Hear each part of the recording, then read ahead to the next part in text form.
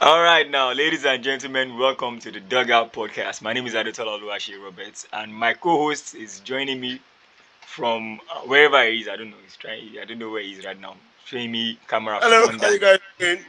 You, Rodri, Agbala. Hey, you don't go drop this Roddy talk where they talk. I'm You not don't mean dropping Ballon d'Or. We Rodri. don't hear. Okay, we are Until, fine. until we announce the next the winner, I'm not dropping Rodri for my name. Okay, no wahala.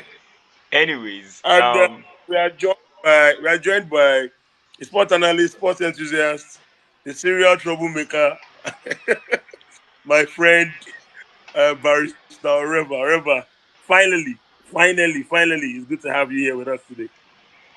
Good evening, everyone. It's nice to be here finally after all the back and forth. But we are no. here today, Back, and we are going to make just it snap. back and forth, just like ping pong. You're back. Yes.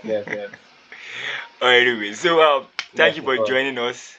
Thank you for being one of our being Thank you for having me. our first guest on the fan reaction show. I mean, we're hoping to be doing this every weekend. We're gonna have like a lot more guests come on, share their minds, their thoughts on the games that we might have just watched, and then what they feel. They share their thoughts, basically their perspective of what they feel could have been done right or wrong on, and then how they're feeling whether their team has just lost or has just won, like like one of our teams has just done today. As every Arsenal fan I know right now is really in a down mood. Not just because we lost. No, you think asked you when my team loses but plays well, I'm saying that it's football, there's a lot of elements in it. But when your team from minute 1 to minute 90 doesn't play well, I'm like it hurts more because you're like you can play better than this. So Yeah. whatever. First of all, let's what's your reaction to the game today? Well, so in my opinion, I think Arsenal has been struggling without Odegaard, and it has been showing. Now, if you watched, I think the two games that they played without Saka, there was no creativity in the game, and the game was dead on arrival, like dead. And today, Saka didn't seem up for it, and it just showed there was no link between the midfield and the attack. For whatever reason it is, there was just no connection. It just shows how critical Odegaard is, because that creativity is basically second to none. There were there are a lot of in short, first of all, in my opinion, I think today Arsenal didn't show up. They just didn't turn up. And I think everybody has had a bad day. If you've ever had a bad day in your life, then you are superhuman. I feel it was just a bad day. They didn't show up. They didn't turn up. Set piece that is usually bread and butter couldn't beat the first man. The passes were not taken. Declan Rice, bad day. What's his name? Saka couldn't beat his man. And the few times he beat his man, the people in the middle, they were three steps behind. It was just a bad day. They were just not clicking. And the moment that goal went in, they never felt like they could, score. In short, they never felt like they could even hit the bar. That's how bad the day Arsenal had today. So you were saying something about lack of creativity and no cutting edge in front. Now, when I was watching the game, I felt like the midfield was overloaded. There were too many Okay. midfielders, too many similar type of midfielders in the game. Rice, um, um, Merino, Partey, the three of them, they are more or less similar type. I mean, they're the same type of midfield. There's just maybe a bit of difference between them, but they are similar. And one thing I know about those three players is that they don't have those final passes in them. They can give you the long balls, but Arsenal right now don't have a striker that makes those cutting runs where you cannot load the ball over the defenders. Because if you look at the game today, even Havertz at times was in the midfield. So I don't know if is Arteta trying to play like a false nine kind of, because Havertz wasn't in the 18-yard box. Look at the goal Isak scored. It was a basic Mm-hmm. English goal. Square play from the wings and the striker's goal. He rose up for it, strong header into the net. So now Arsenal is lacking that cutting edge in front of goal. I think that's one of the major issues with Arsenal not getting a striker in the beginning of the season. And Personally, I knew Arsenal was going to sign a striker. So long as there was Jesus and Havertz still in the team. If you had sold one of them, maybe. But two of them still being in that team was going to make it. We're going to be difficult for Arsenal to get any striker into this season. Now, I don't know what will happen in January. I don't know if the board is ready to spend the cash, so to say. But Arsenal needs to find they need to find a solution to that attack. And also, what do you think about Nwaneri? Do you think Nwaneri should be starting games right now that Odegaard is absent in the team?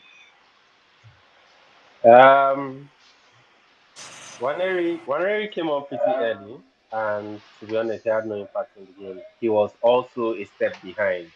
There were so many passes that it showed that he had not really played well and long enough with the first team. There was no that connection wasn't there. I remember like two three passes from Ben White, which on a good day he should have been on you get sharp enough to take, but he wasn't in the game. I still feel he's a young kid. I'm not in support. I'm not one of them fans that will say, "Oh, bring him on, let him play." This is that, that, that. Man, guy, in life you have to be ready at a certain age. You don't jump into it. So I feel rather that what Ateta is doing for him is fine. Just be bringing him on small, small, and eventually be increasing his time, and then before you know anything, he will be there. And I agree with you in the sense that Partey, Declan Rice, Merino, they are quite similar. Personally, I wouldn't play three of them. I would never play three of them because I feel that the three of them, in short, the truth is that Partey, Declan Rice, Merino, and Kai Havertz all have very similar traits. Now, the problem with having those four players is that apart from Partey per se, who once in a while has the ability to give line breaking passes. The other people are basically sideways people. They go to the side, they go left, they go right, they go sideways, and they make runs into the box. So you need a 10. You need somebody that would, make those their passes work, make those their runs work. And that was, in short, that was completely found out today. It was just found out. And like I said, for whatever reason it is, Saka and Martinelli were not on it today.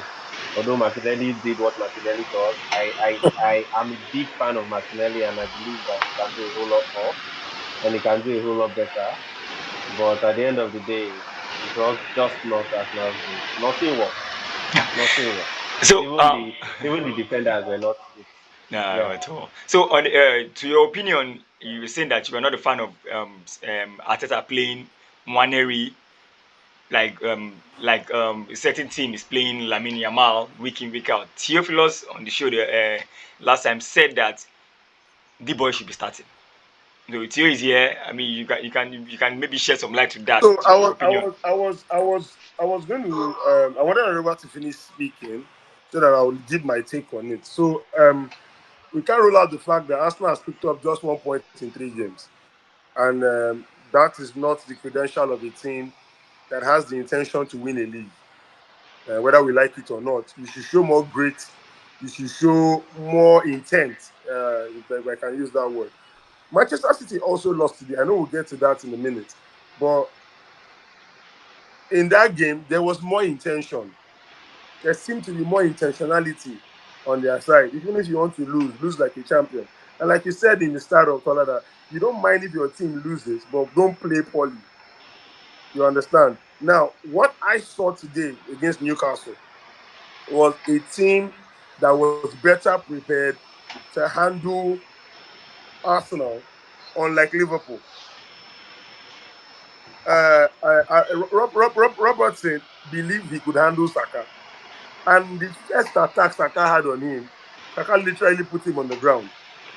And if you watch that game properly, after that incident that led to that goal, Saka they didn't allow him on the ball anymore. The moment he held on to the ball, they crowded him.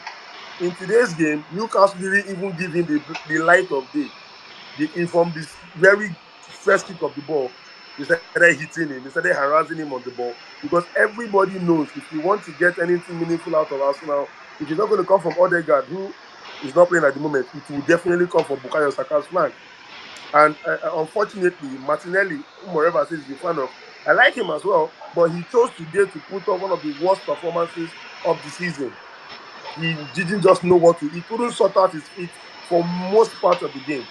And the reason why I would say one year should start, Oreva made a statement.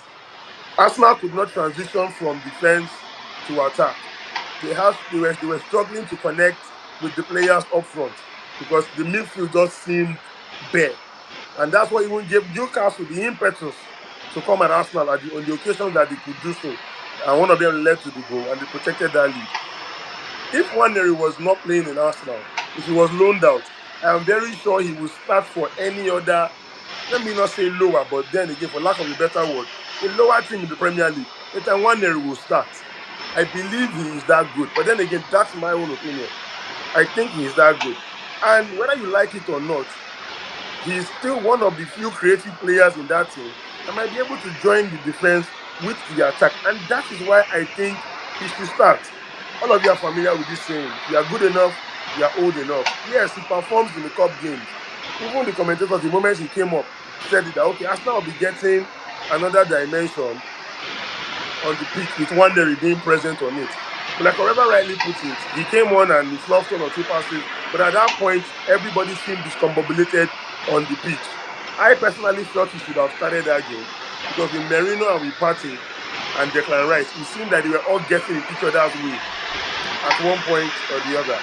It's a game Arsenal could have at least not lost. Let me not say won, but it was rather unfortunate that they did so. And Odegaard doesn't seem he's going to be coming back anytime soon. To avoid occurrences like this, Arteta needs to find a way to get his team to be able to transition from defense to attack without primarily using Saka's wing. Because if he's the only player Arsenal are going to rely on, I believe there will always be problems. What it basically means is shut him down and the whole team will begin to struggle.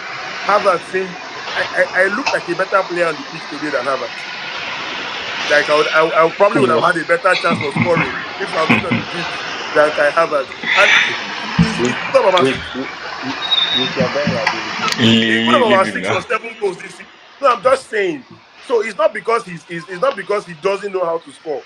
You get, but for all intents and purposes, they knew how to nullify him. The same thing happened with Ellen Haaland today. But like I said, we'll get to that. But I'm of the opinion that it's a one there is in Odegaard's absence. Give him a chance. Let him see more playing time. Because if he should go elsewhere, I believe this boy will start. He is that good.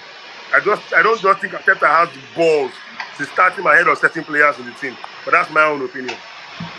Okay, well, you said for me personally, I, I think he should be getting more minutes, even not starting, but more minutes, but probably just starting some games because fine, yes, he didn't play well when he came on, but you could see that there was a different dynamics in front when he came on.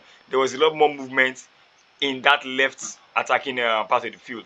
So if he probably starts the game, he probably be into the game better than having to come off the bench. Because sometimes coming off the bench for a youngster might not work because it takes a different kind of mentality to come off the bench and then deliver, especially in a game where your team is already trailing. Yeah, I mean, that's if right. Arsenal was like 2 or 3 goals up, it's probably have been a different scenario.